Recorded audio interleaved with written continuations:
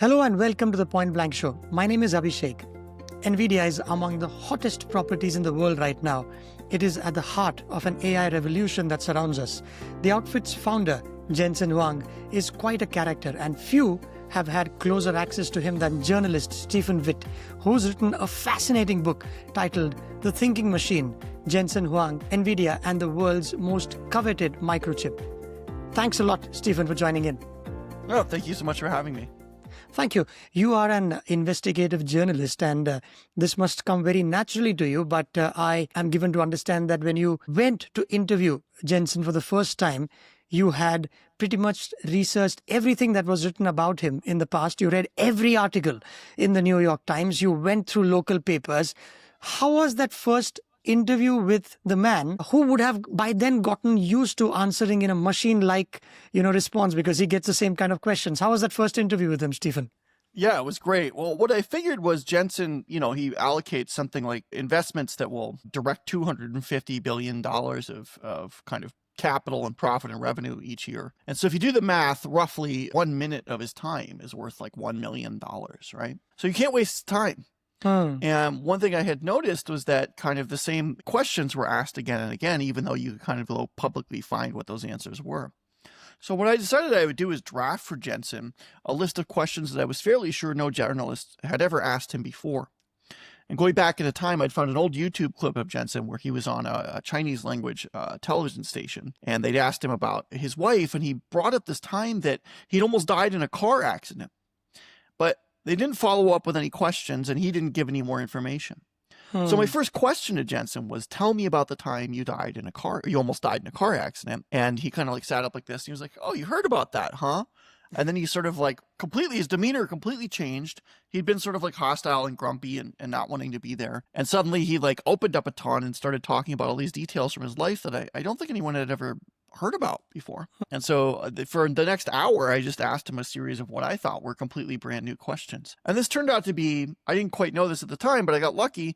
This turned out to be exactly how you approach Jensen, because all of his executives sort of have to do the same thing too. Because his time is so valuable, when they talk to him, they're totally prepared. I mean, they've researched every question already. They're very deep on what they can answer. They're not stalling. They're not wasting his time with old issues. And so if you do this, you can sort of get his attention and respect. I subsequently was invited back to interview Jensen again, which I was very fortunate. And we ended up talking 5 or 6 times, which was really an education and really fun. Yeah. And I've never had a chance to talk to him, but I was recently part of an audience of more than a few thousand in one of the convention halls where he had come down to India to announce a partnership with a behemoth here. And he was quite electric on the stage. I'd like to understand from you, have you, in terms of, and we'll get into the semiconductor industry in itself, but the man, what kind of preparation goes in before he steps onto the stage and does his little thing, whether it's for 20 minutes or 2 hours? Did you get a chance to get a sense of that? So it's totally fascinating. It's totally extemporaneous. He basically doesn't prepare at all, as far as I can tell. I mean, I think he has some idea of what he's going to talk about, but he doesn't have notes. And he doesn't rehearse. Jensen is very charismatic, and he's very funny. He's very good on stage. But what is not apparent, and what shocked me to learn, is that he totally hates it. He's got stage fright. He hates being up there, and he can't sleep the night before he has to go present on stage. So I was standing backstage with him, and he was going to go present to a room of like 400 architects, okay? This is totally meaningless presentation. He's given this presentation 500, 600 times. And he's standing there. He just starts to like rock back and forth on his feet. And he talks faster and he's cracking these like weak jokes. And I'm looking at this guy who's got $100 billion. And I'm like, oh my God, this guy is nervous. He's nervous to go out there and go up on stage. I couldn't believe it. Yeah. And then he went up on stage and just absolutely killed it. Was fantastic. And the thing I realized is, and this is true in Jensen in a lot of arenas, he's very neurotic. By which I mean he's very driven by kind of negative emotions. And he's absolutely terrified of bombing on stage. He's like a stand-up comedian, for example. Yeah, he's completely paranoid he's going to go up there and bomb, and the audience will be bored. And so one of the reasons he's so good on stage, I mean, he's very charismatic and funny also just naturally as a person, so that helps. But when he's on stage, he's constantly, I think, almost like scanning the audience. And he's constantly thinking, what's something interesting I could say right now? He just doesn't want the audience to be bored. He's very afraid of that. So, in other words, despite the fact that he doesn't like to rehearse, there is still a lot of preparation before he goes on to the stage, is what I would imagine. Because a guy who's paranoid almost or anxious with butterflies in his stomach, it's kind of odd that the person will choose not to prepare then. I think typically Jensen can think out loud, and it's interesting when he thinks out loud because his mind is so brilliant. So often it is not so prepared. Like, for example, when he was giving a speech to the architects, he just started riffing on what he thought the future of architecture would be. And it was absolutely off the cuff. He had not thought about this. You could see him processing in real time. This is one of the things that makes him such a great CEO, is his ability to kind of just think in first order, second order, even third order effects about what's going to happen in the future as computing technology accelerates. And he can do it in real time. And so, he's very unfiltered. This is very candid. This is kind of the thing I actually appreciated most about Jensen, because I've interviewed a number of CEOs now at this point in my career. And usually they're on a script. Usually they have talking points. And not only that, but they're surrounded by lawyers and PR people, and they're not going to go off their they are. And you can interview a CEO and you're like, well, I interviewed that guy, but I didn't, he just read a script to me. I didn't even have to be there, really. Like, I could have just gotten the text of the script. Jensen is not that way. He's totally open. You do not know where the direction of the conversation is going to go. He does not know where the direction of the conversation is going to go. And not only that, like, no one's going to interfere. Like, his PR people, and they're going to let him talk. So they're not trying to make him stay on message. This is something I really like about him. He's not a politician. He's thinking in real time. And he's always looking for something interesting to talk about. And does that also come from the fact that he's an engineer? And you also have written in your book, here's the one, The Thinking Machine, that he thinks from first principles. That's one thing. And so how does that help him? Well, I'll give you a concrete example. So he's up there talking about architecture, and he's being interviewed by Hao Ko, who was the lead designer on Nvidia's beautiful campus in Santa Clara. And this is just this massive, two gigantic, basically triangles with their corners clipped off, like almost like this crazy shapes that interlock. It's a really awesome campus. And Jensen's looking at it, and one thing Hao Ko told me later was Jensen's never satisfied with anything. So he's got this beautiful campus that's built basically to his specifications. He's looking at it on the screen. He just starts complaining about it. And one thing he complains about is that he wanted a skylight third floor at the top that you could go out, and they, for whatever design reason, they couldn't build it. And he's like, well, I wish we could have it now. And he's like, you know what we should do? And this is completely off the cuff. He's just looking at a picture. He's like, we should make it so that the walls of the building move around. So that the walls of the building are on casters or rollers, and they're automated. And so that the shape, if I did this building now, what I'd do is have the building reorient itself to fit the needs of my company in real time. The interiors and maybe even the exteriors. And if that happens, then you architects, you'll actually give these buildings away for free. That'll be your new business model. You won't pay anything to design it. Instead, you'll charge a subscription fee to be the guy who runs the software that moves the building around in real time for the customer. And it's like, you're looking at him and you're like, what is this guy talking about to this room full of architects? This is completely off the cuff, but it's sort of brilliant if you think about it. And afterwards, I asked Hao Ko, like, what did you think about that kind of future of architecture statement? And Hao was like, listen, when I met Jensen, all he could talk about was the future of self-driving cars. And at the time, I thought he was like kind of a lunatic, but now they're here. So I've learned not to question him.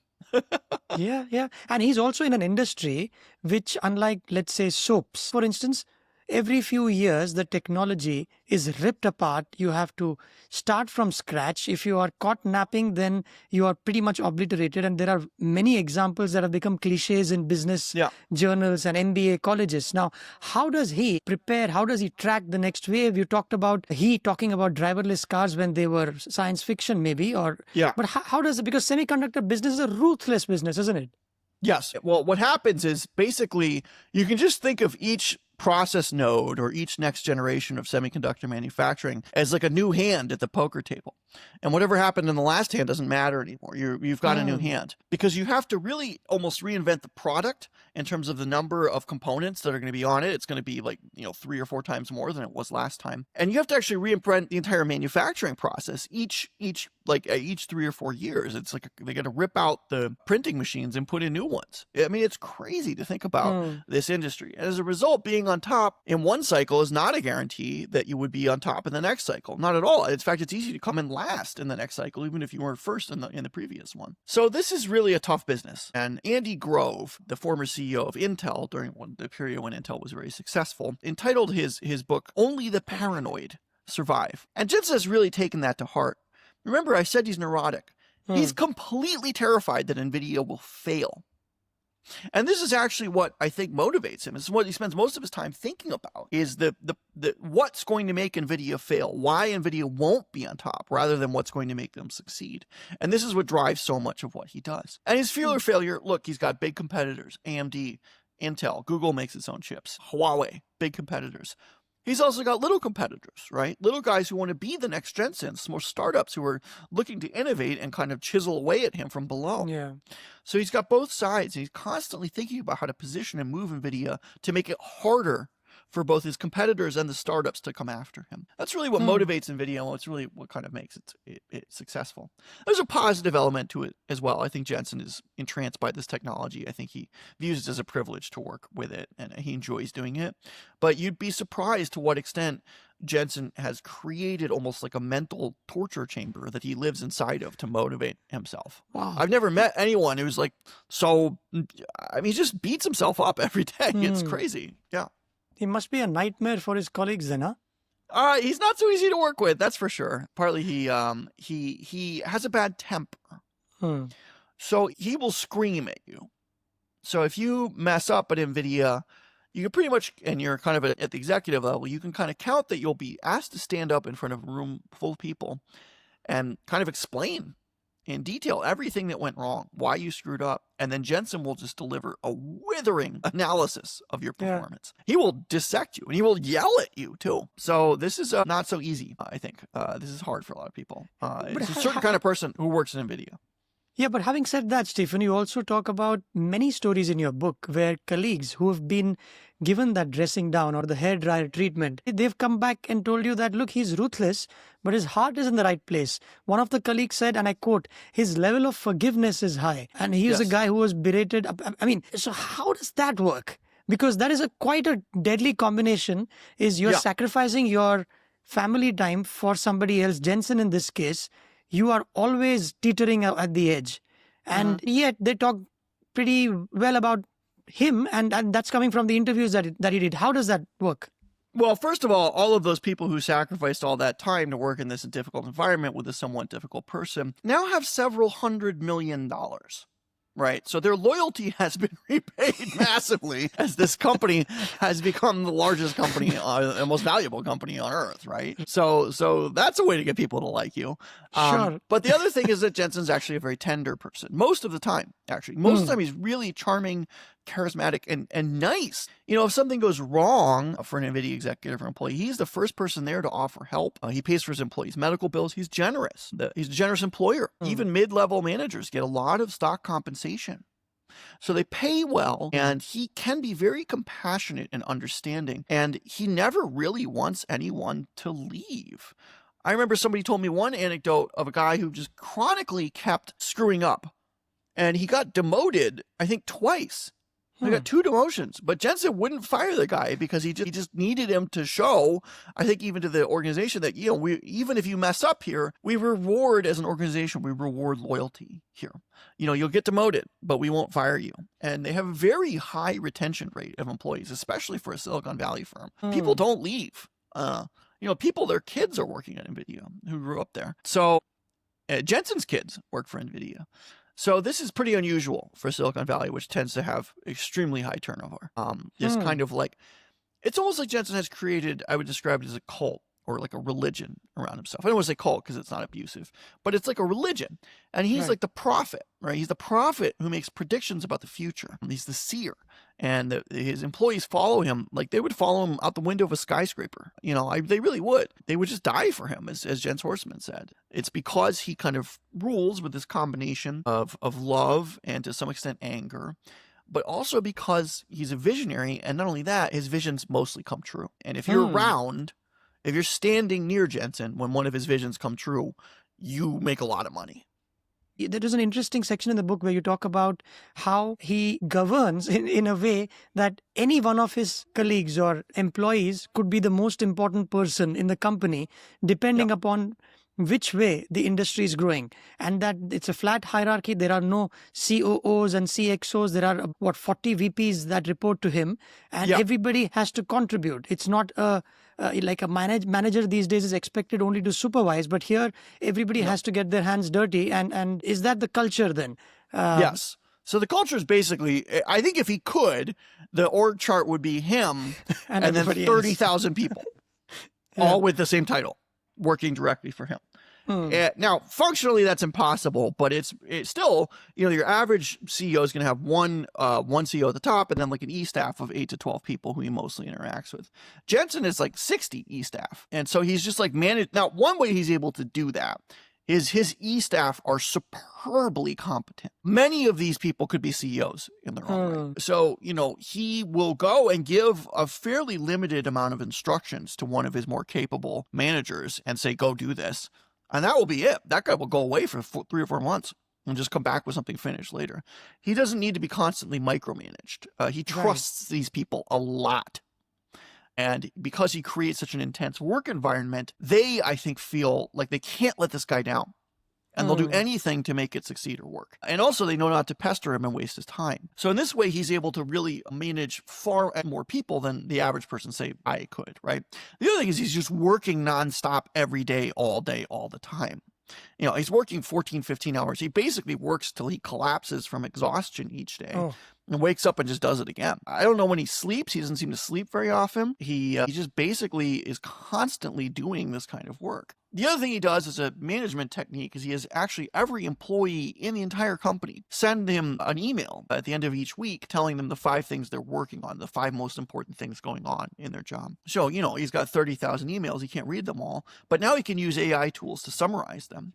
And he can also kind of just personally sample these emails late into the night. So he maintains the pulse of what's going on in the company right down to the kind of like lowest level of employee. And Nvidia was not always an AI company, was it? And he's been around for a while. It's not like it's a startup that has just exploded. He has been the longest serving CEO in the Standard & Poor's 500 companies. So when Nvidia back in the 90s, when you also covered the outfit as a journalist, what was it and how was that trajectory, if you could take us through that briefly? Yeah, so they made gaming equipment. That's how I knew about this company, is that they made the graphics cards that, the gamers would build their entire computers around an Nvidia graphics card. It was like the engine in a hot rod car. It was like the thing that powered your gaming system. And so that was the niche they initially found. They started making those, the company started in 1993 and went public in 1999. I think 99 is right. Yeah. And then joined the S&P in 2001. So it was early years were pretty successful, but the early years were very, very difficult because, there were 70 companies or so trying to make these GPUs, trying to make a similar product. And somewhere there, Jensen realized, hey, right now we have like 45, 70 competitors. In a few years, there's just going to be one company in this space. And I'm determined to be that company. So it was like a knife fight. It was a fight to the death, Royal Rumble. The way Jensen won was basically he would make lists of all his competitors on the whiteboard in his office, and he would list who the best people working at those companies are, and then he would just aggressively attempt to poach them away to come to Nvidia. And he got sued for this actually multiple times, but he was successful in pulling the kind of leading engineers out of those companies. They called it brain extraction. And then once they extracted the brain of the company, it would fold pretty quickly because they didn't have their top engineers anymore. Right. So in this way, Nvidia really gutted. I mean, they hollowed out the competition and was able to win in the gaming days. And you also write that to the outsiders, Nvidia still looked like a slightly ridiculous manufacturer of gaming hardware, but to the insiders, it was beginning to feel like a scientific laboratory. There is something going on in there which he and his cult knew, or they followed him, which the outsiders wouldn't have imagined that there is something in here. Yeah, I mean, this is the thing that was, I think, not obvious to Jensen's customers probably, and certainly not obvious to Wall Street. Asking the computer to render these 3D graphics, asking these computers to make these games was actually one of the hardest problems in computer science.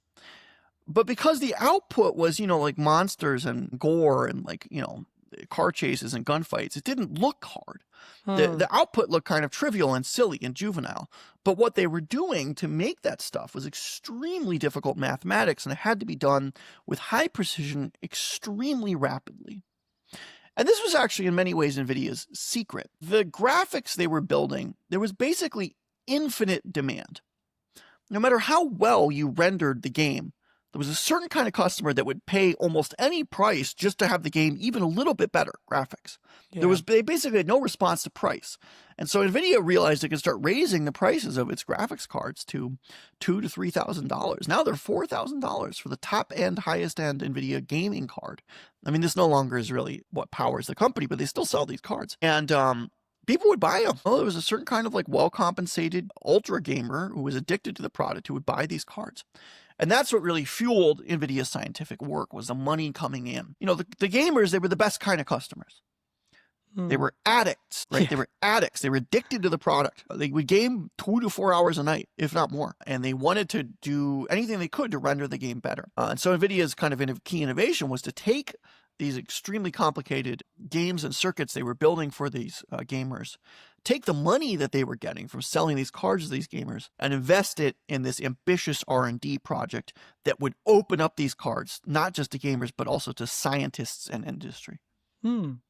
You are a gamer too. Did you spend time salivating on these cards that let me play this game on a new card now? The game that I am not anymore when I was younger. The game I played a lot of way back in the day was a game called Quake 2. And this was the game that really made NVIDIA succeed. So Quake was lead programmer was John Carmack, is a classic title, one of the first really fun 3D first person shooters. You were like in Quake 2, I think you were like on an alien planet shooting zombies. It was a fun game, but what made it work was how responsive the game was and how excellent the graphics were. And so what Jensen realized, and what everybody at that time realized, that the war of whoever was going to win the graphics processing war was whoever rendered Quake the best, specifically Quake. Whoever just rendered that game specifically was going to win the graphics card wars. And so Jensen basically built an entire gaming engine just to play Quake. And that ended up, making his company succeed. And when did he decide that it was time for him to become an AI outfit? Was there a long drawn process, or was Very it long? So how did he get that message out to his team? Because the team also had to respond, those thousands of employees, that we are no longer working for a gaming graphics outfit, but we are here to do something which could fructify 10 years down the line. So what they had noticed was the chips they were building for the gamers were some of the most advanced silicon that was ever shipped, particularly at the consumer level. And what was happening was that scientists were buying these, gaming cards at like retail stores, and then kind of jerry-rigging scientific supercomputers to do stuff like quantum physics modeling and medical imaging and financial modeling and stuff like that. And Jensen saw this and he was like, wait, there's a whole new use case for this product. So he started building this scientific computing platform called CUDA into the card. And so then what you could do, and they built it and shipped it in every single card, even the ones they sold retail to gamers. So you could go buy this card at Best Buy, to have like monsters and people shooting on it and stuff. But if you were a scientist and you could kind of flip the card and turn it over and turn it into a scientific computing platform. Who is this for? Well, it's not for leading research scientists, right? Because if you have a very high profile scientific research program, you can already afford time on like a big supercomputer. So it's kind of for more meager scientists whose research programs can't get enough funding. Mad scientists. That's who this is for. Yeah. And so they were trying to enable scientists who basically had no money to do their research on these gaming cards.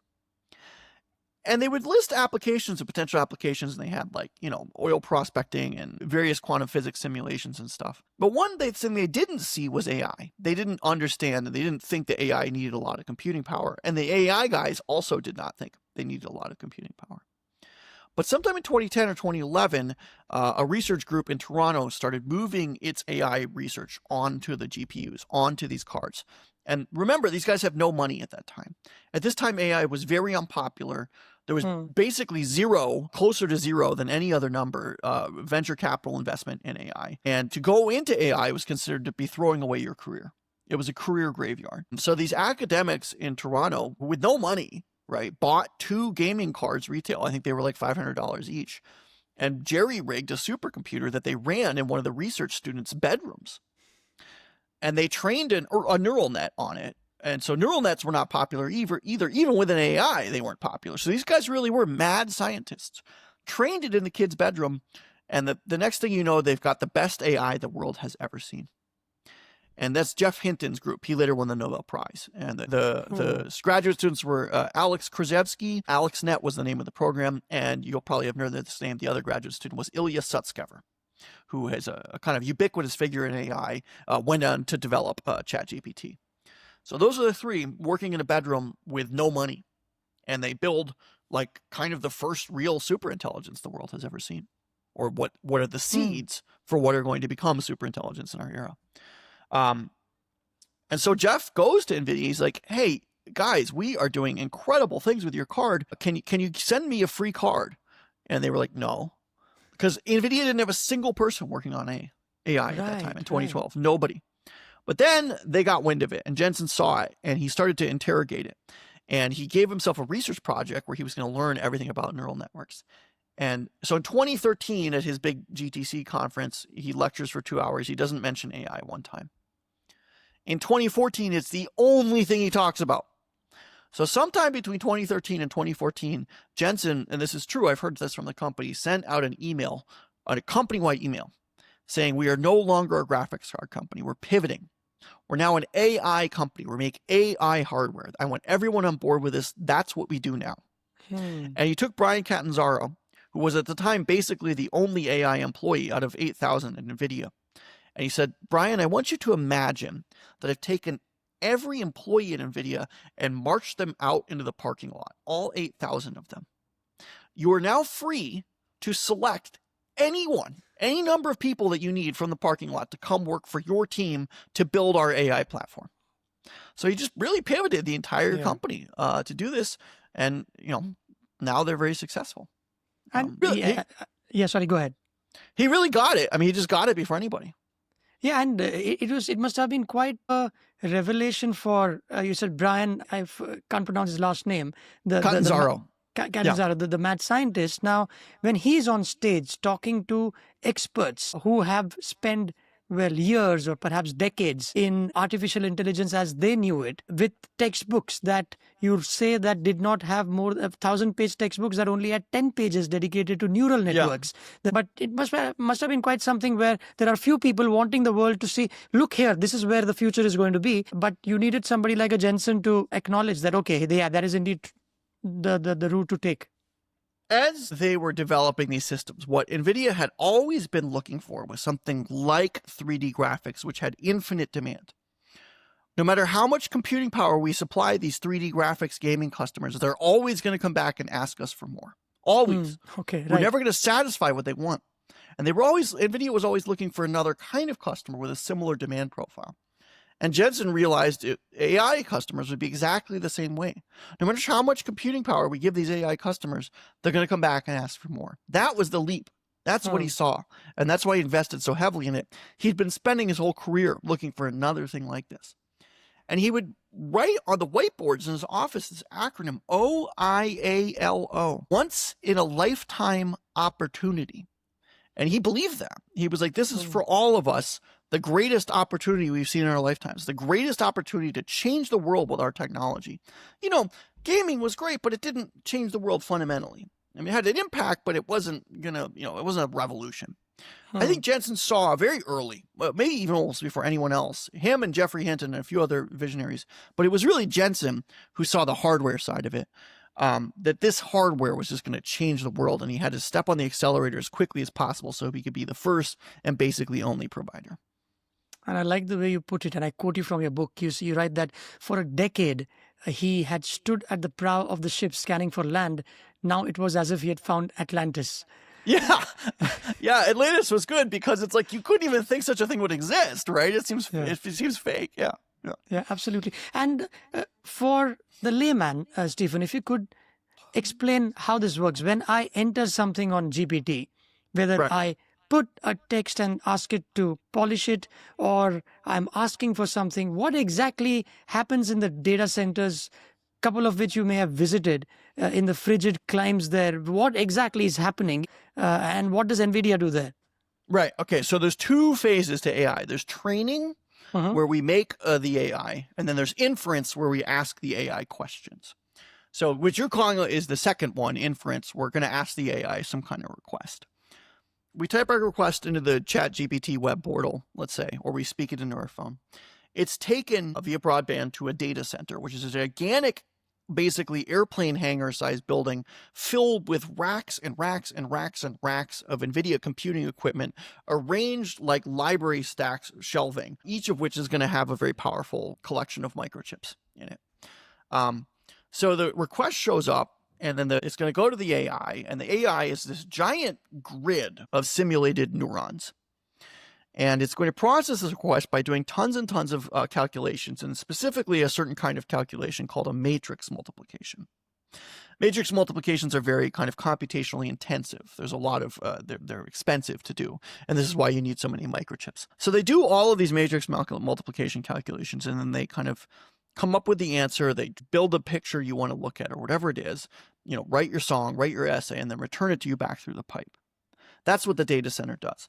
Now, specifically, the mathematics of what the NVIDIA microchip are doing are rather complex. But essentially what they're doing is something called parallel computing, where they're taking your request and breaking it into thousands or tens of thousands of smaller requests, and then executing them on the microchip all at once.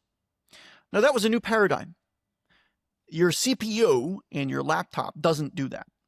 It breaks your request maybe into 2 or 3 requests and does it all at once. So basically, it's in serial processing. It's doing one answer at a time. NVIDIA was doing parallel. Now, the advantage of parallel is obviously a lot faster. The disadvantage is it's much harder to program. But NVIDIA's platform kind of like made it a little easier to program, that supercomputing platform. That's what so attracted scientists to it in the first place. And that's really why they're so dominant today. There's so much demand for AI now. There's so many data, so many people want requests that OpenAI and others are having to build these gigantic data centers. They're building one now in Texas that hopefully I will go visit in the next few months. It's the size of Central Park in New York. I mean, it's like a square mile almost of computing equipment, 2 square miles of computing equipment. It's going to use something like a gigawatt of power, which is roughly equivalent to like a city, right? It's going to use a city's worth of power. And all it's going to do is field your requests, talking into your phone, your industrial requests, and then, of course, your consumer requests. And then there's all these industrial requests, right? How does Twitter or how does X or Instagram rank the feed of what you're getting? It uses an AI, right? How does it decide algorithmically what content to show you? For industrial purposes, like routing, where's this truck going to go? Where can I use AI in my enterprise? Those demands are tremendous. The video rendering, all sorts of stuff. So the demand for this AI is projected to go like this over the next few years.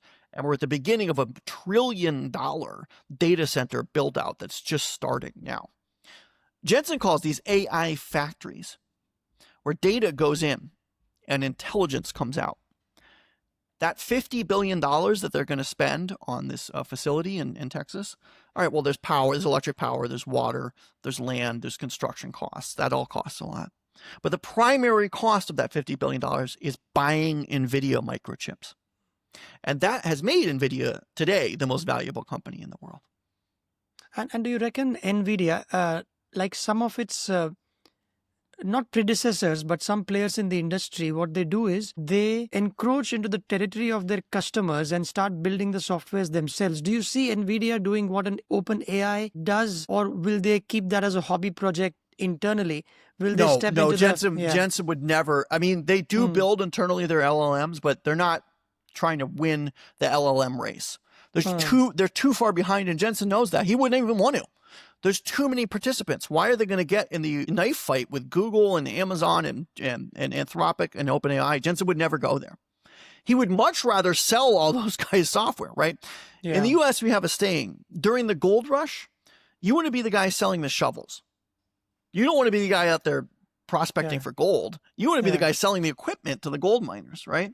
That's what Jensen does. He's selling the gold prospecting equipment. That's what makes him the richest guy in AI, right? There actually was a guy that during the gold rush in California named Samuel Brannan, who was the first millionaire in California back in the 1800s. And he was the guy who sold prospecting equipment to gold miners. That's what made him so rich. So Jensen is smart enough. So here's two things I don't think Jensen is very careful not to do. He doesn't own any manufacturing facilities. He outsources almost all of that to TSMC. And he will not build LLMs because he needs his customers to feel safe using his equipment. His customers can't feel that if they use Nvidia equipment, he might start to compete directly against them and steal their stuff. So it's very important for him to not ever be in direct competition with his customers. He doesn't want that to happen. He wants to be a provider. He wants to enable them to build the software that they want. But he will not go out there for the most part and compete directly against any other AI firm. He has too much to lose. Those are his best friends. Right. Yeah. Why alienate them? And to your analogy of the shovels, let's say a DeepSeek comes in and says that you can do the whole thing at a fraction of the cost. And The Economist, I think, had written an article where they said that why would you use a shovel when somebody's selling that to you in a gold rush when there's a mountain around the corner where you can just pick the stuff with your hands, is what DeepSeek is saying, And of course, Nvidia's stock price is plummeted and they're doing better now. How much of a threat are companies like DeepSeek? They were anyway pushed to the wall because American sanctions against these Chinese outfits and the throttling the supply of chips. So they figured out another way to do the same thing. Is it too early to tell? Or is the neurotic CEO of Nvidia wondering, how do I, plan for this as well? Well, first, I think we should take DeepSeek results with a grain of salt. Nvidia is formally barred from selling its products into China. Informally, there certainly seems to be a lot of Nvidia hardware inside of China, including stuff that supposedly is banned. Not only that, but Malaysia became one of Nvidia's top customers over the past few years, and Malaysia is not known for its high-tech research programs. Yeah, I mean, they do some stuff, but not enough to buy all these microchips. And it seems like there's a lot of evidence that people are kind of selling, buying the microchips in Malaysia and then flipping them into China illegally. In fact, Singapore just busted a ring of people doing this. So I would be careful when we talk about DeepSeek not having access to this stuff. They may have more than they're telling you. And the DeepSeek drawdown was complete misinterpretation in any event. It would be good for Jensen over the long term if training got cheaper because it's inference where he's really making the money, right? The training runs, they go once or twice, and yeah, they're expensive, but it's getting the answers out of the AI. It's the inference. That's the massive market. So as long as consumers keep bringing these AIs increasingly sophisticated requests, and it seems like that's what's happening, Jensen will have a giant market. Nvidia has completely recovered after initially going down during DeepSeek. DeepSeek's a great product, but it's not, it's not better than Anthropic's product. It's not better than OpenAI's product. Their moment in the sun was a great moment, and I think that they're going to continue to produce really good stuff, but I don't think they're not like in the lead on the AI kind of leaderboard tables. Actually, it's interesting. Gemini appears to be in the lead on certain kind of products, but it's really, at least for right now, OpenAI that has, at least in the West, dominated this space. And what is Jensen's philosophy of? You talked about him being a visionary. There are many kinds of people like that. There will be the kind like Steve Jobs who said, customer comes first, and the technologists have to get their products to suit that requirement. Whereas in Jensen's case, I would imagine that he looks at his product, or he's trying to see what he can squeeze out of the hardware, and then he'll go to people, say, hey, can you build applications? I've got a really fast supercomputer with me. Or is that something that would be right way to describe what Jensen has done his entire career, including before he arrived at Nvidia, back when he was in LSI Logic, is to just go find the hardest customer, the customer with the most complex requests, and build that person tools, which nobody else wants to do and doesn't even look profitable. So he will go to elite research scientists and be like, how can I text your workflow? What can I do to make you get your job done faster? And then he will spend tens of millions of dollars building them tools that like 3 scientists are going to use. Why would he do that? Good question. Because nobody else will. Because if that succeeds, and maybe he can, and the science advances, then maybe he can build a whole platform around him. This is exactly what happened with AI. Why am I spending all this money building this time for AI, this tiny little market? 1% of 1% of the scientific computing market, which is 1% of the total market. Why are you building tools for these guys? Are you crazy? That's what it would have looked like in 2011 or 2012, right? There was no AI hardware market. He invented it. He shipped the first AI hardware product. So nobody wanted this stuff. But Jensen intuited, well, maybe if I grow these guys around my platform and this becomes something big, then I will be the only provider. There will be no competition. I don't want to be in a knife fight again. I survived the Royal Rumble. I survived the knife fight in the 90s. And yeah, I won, but it was hard. And I'm covered with scars. I don't want to do that again. I want to build something that I'm the only guy building it. And that's why. And these founders with a lot of energy and vision, they always get a CEO in the guise of adult supervision to the younger co-founders, say. But in this case, you also write that early on, from his younger days itself, he was the adult in the room. That's a killer balance, isn't it? That on one hand, you are unhinged, but on the other, you also know when to rein it in or to reprimand your colleagues who are 10 years older than you because they are slacking, say. Yeah, well, I remember he was working in gaming, so a lot of his employees and colleagues were basically man children. Yeah. Guys in their 30s playing video games all day. So relative to these people, he was very mature. But I think he's always had this in him. What's interesting about Jensen, and I've gone back and looked at him when he was a child, he doesn't seem to have changed that much over his life. The kind of person he was when he was a kid was exactly the same. Extremely dutiful, extremely driven, turned in his homework on time. It was perfect. And this wasn't coming from his parents, I don't think, because neither of his brothers was this way. It just came from within, this desire to be the responsible one. He got married very early. I don't think there was much evidence that he ever kind of cut loose in any way. He's just really a hard-working, diligent, even as a kid, he was this way. So he had this preternatural sense of responsibility, of diligence, and a strong desire to achieve, I think, from the earliest age. He hates to lose. So most people evolve over time, and Jensen to some extent has evolved, but I'm really shocked in writing about him when I go back and talk to his friends from when he was young. They're like, yeah, he's basically the same guy, And not only that, I talked to his friend from when he was 10 years old, and he was like, yeah, I was like, are you surprised that Jensen was so successful? And his friend was like, no, not at all. I always knew he was destined for greatness from almost the first time I met him. Which is a crazy thing to say about someone when they're in 6th grade, but no, you've got a story about he standing up to bullies. When he arrived in the United States from Taiwan, he was born in Taiwan, went to Thailand, and then arrived in the United States when he was about 10, and was sent to this boarding school that his family thought was a prestigious kind of preparatory school for college, but turned out to be basically a reform academy for juvenile delinquents, for criminals, right? I mean, the place is covered in cigarette butts, and a lot of the students were carrying knives. And really, him and his brother were there. They were the only Chinese people around. And this is an entirely white section of Kentucky that's very poor. And they were the targets of just tons of racist abuse. I mean, they were called every racial slur you can think of. And people were trying to fight him. People were trying to shove him around. He would cross this bridge to get to the school each day, this swinging rope bridge, and the bullies would get on there and swing him. But he somehow survived in this environment and actually thrived, and later attributed his time there as being a key to his success later in life. So I think one thing that happened there is that, he's a good student, he gets good grades, he's good on the test, but sometimes people like that struggle in other aspects when there are suddenly no rules, right? And so business, you can't just do good on the test. It's a knife fight. You really have to win against the bullies. And so I think he internalized how to survive, or learned how to survive in an environment with no rules at all, where you're sort of on your own and you have to make your own way forward. And so Jensen has learned to do that and is very, very good at that as well, in addition to being a brilliant student.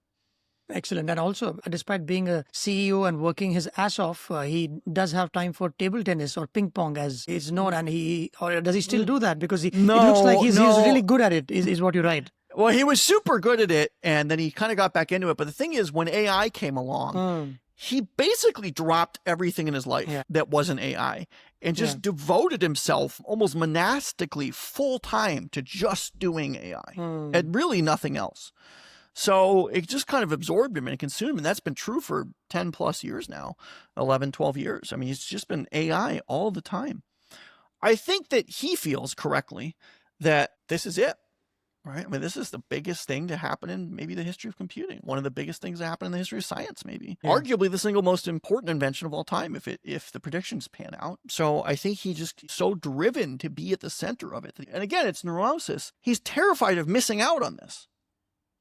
FOMO is driving a lot of this. And I think that's true for a lot of technologists today. And what does that make you feel, Stephen, this AI, and you've been covering this industry. Just yesterday, Mattel and OpenAI announced a quote-unquote strategic collaboration that will allow the toy maker to design products using AI, design and manufacture. Now, it's getting it is real, and I would imagine it's scary. I've got a 6-year-old. Yeah. I would rather have him, thumb through books rather than screens. And here it's getting mainstream. I have a friend of mine who's in the US. His daughter had a written exam. So he found her to be typing at home, and then she typed out her essay or whatever, and he went to the principal and said, when are they going to learn to write? She said, why do you want that to happen? Because they're anyway going to type in the future. So we're not talking about AI there, but the mentality is shifting towards computing. But this AI is just that steroid. Do you worry as a journalist? Is it getting too difficult? Yeah. I mean, I question whether I'm going to need to do any writing in the future. Why bother? I mean, you can write, it's nearly O3 Pro, which is OpenAI's latest model. I mean, it's neck and neck with what I write. It's got its own style. It doesn't quite sound like me, but in terms of like readable prose, it can produce it on command in 2 seconds. What takes me hours, days to produce, So we're at the end of kind of intellectual work. But it can't replace reporting, can it? You still have interviewed 300 people. Not yet. No. Yeah, so the people skills and that actually becomes functionally much more important. So you could say my real skill.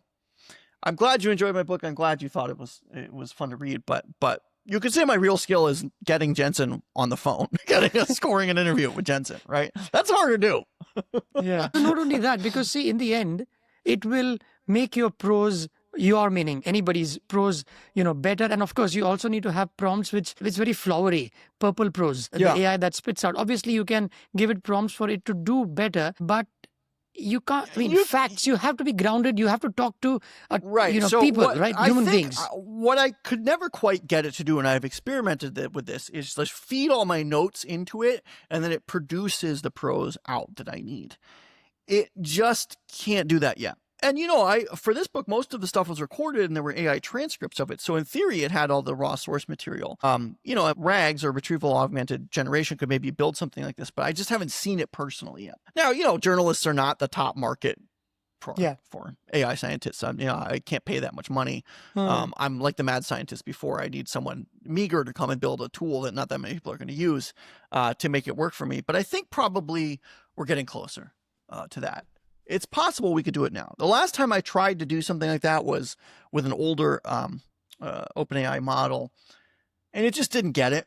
But I imagine if I took O3 Pro, gave it my database of research, and asked it to write a compelling, I want to try it, 3,000 to 4,000 word chapter for a book. How would that turn out? It's not great at like structural planning for like a book. It can't really outline a book. I mean, it kind of can though. I'm not really sure. Maybe it can do what I do already. What does that mean for me? I don't know. Yeah. It could mean that, I'll tell you what I thought about. One thing I encounter a lot as a writer is I have all this information, right?